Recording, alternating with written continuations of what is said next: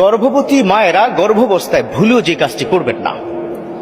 খবরদার, আমি আজকে যেটা বলছি এটা কোরআন হাদিস থেকে প্রাপ্ত একটা বিষয় আপনাদের সামনে উপস্থাপন করলাম।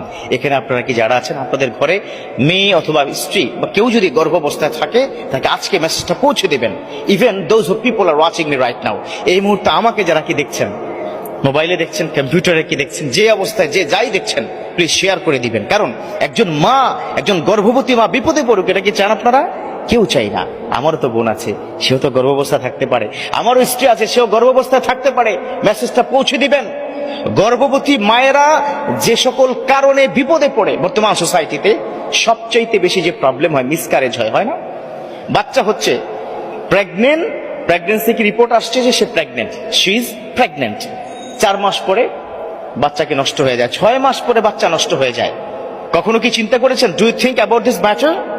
কখনো চিন্তা করেন না?